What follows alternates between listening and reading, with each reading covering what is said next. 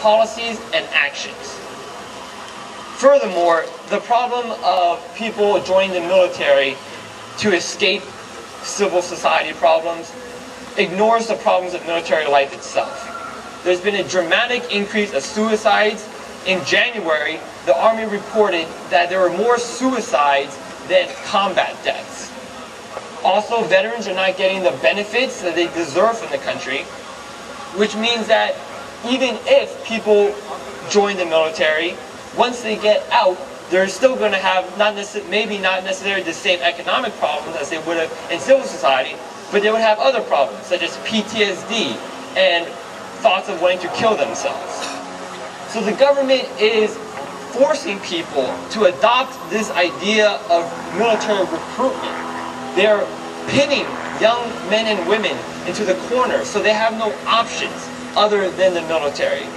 Then, when you join the military and you get out, you have another slew of problems that the government, again, will not address. So I come to you to ask for you all to become more well-informed about what is happening with the government, what action, and more importantly, what inaction the government is taking to protect us and to stop what they're doing in other countries in the name of so-called democracy and freedom. Thank you, and Andrea is going to speak now. Thank you very much.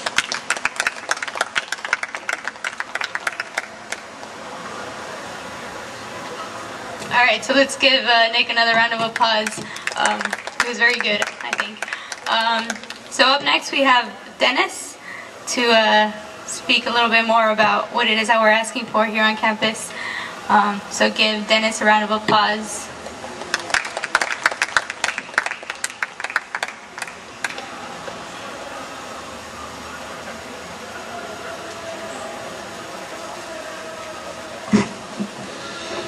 How's it going? So I want to thank Worker Student Alliance for having me speak today.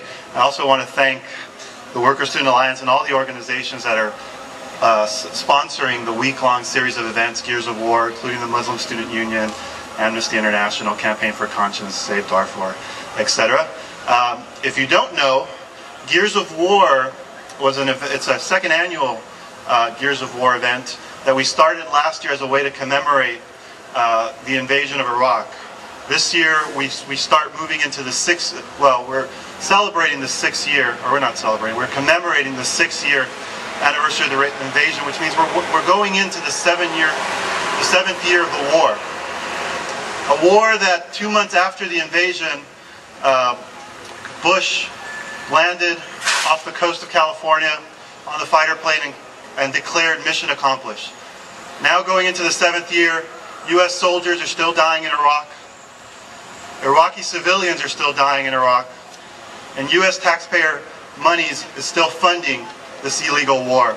So we, students on this campus, think that it's important that we continue to remind ourselves that as days go by here on the campus and seemingly appear normal, that people are dying in Iraq and that people are dying in Afghanistan, and that what we do here on the campus plays a role in allowing that to happen and legitimizing that. Now, the Gears of War event tries to put forward the message that imperialism abroad is connected to attacks at home against workers and against students. And that's where the idea came from for today's Speak Out and the panel this evening, to talk about specifically UCI's role in promoting imperialism and UCI's role in maintaining the war machine, including the exploitation of workers on this campus through its outsourcing policies. More than 250 workers on this campus a few years back were outsourced. They were the workers that worked in the dining services at the dorms, and they were the workers that handled the landscaping. Worker Student Alliance, along with a coalition of other groups on campus, and the AFSCME union, launched a campaign to support these two groups of workers' struggle to be insourced, hired directly by the university.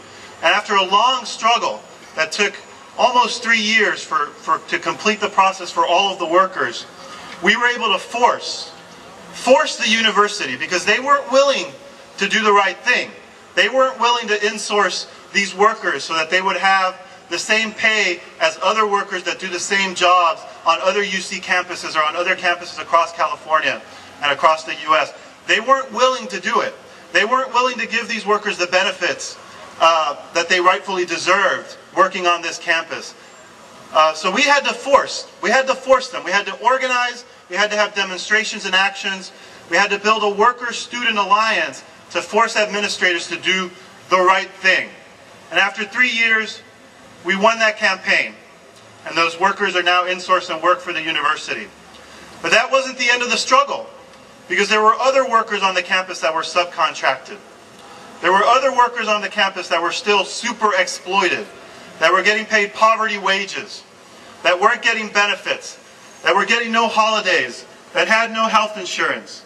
And this is still happening to this day. So part of the purpose behind this event today and the event this evening is to draw attention to this reality, that there are still over 100 workers on this campus that do the custodial functions that are still being outsourced. They get paid poverty wages that have no benefits and do not receive the same benefits the same benefits as other workers on this campus. So we are organizing with these workers once again to force administrators to do what we think is the right thing, which is to hire these workers directly through the university, to end subcontracting on the campus, and to allow these workers to fall under the AFSCME union contract and get slightly higher wages, slightly better benefits than they're receiving right now through their subcontracted firm. Because the reality is that even though we have two groups of workers, one that's a group that works directly for the university and a group that's being subcontracted, the reality is that all of these workers on this campus, just like all of the workers on all the other campuses, all of the workers slaving away in the factories across the US, are being exploited. None of them are making the wages that they deserve. None of them are making living wages to survive in the times of crisis that we're living through. But we have to point out the fact that some of them are super exploited. Some of them get paid even less. Some of them are forced to work under more harsh conditions, more terrible conditions. And racism is usually used to justify this super exploitation. So we have to draw attention to this fact that UCI at this moment is using racist subcontracting policies to justify the economic exploitation of this worker, of these workers on the campus, at the same time that it's exploiting all workers on this campus. Some of you may have read in the New U that the AFSCME union recently negotiated a new contract and was able to win. After working for almost over a year without a contract, they were able to win by again forcing the university.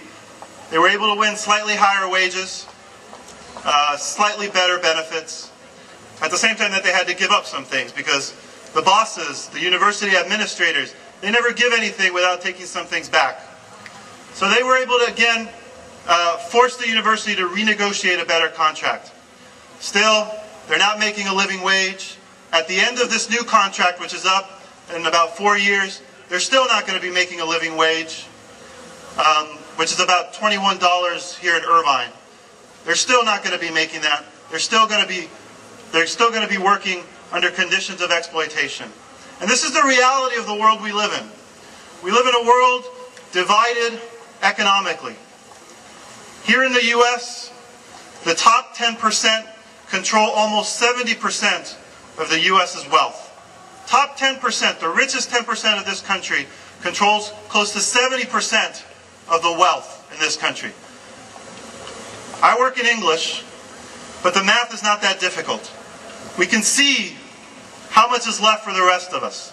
The crumbs that we are made to fight over just to survive day to day. This is the economic reality, not just here at UCI, but across the US. And this is the economic reality that we need to organize against. That's why we have this petition that we're circulating that we hope all of you will sign. That's why we're demanding as a first step that UCI recognize the racism and the super exploitation that it's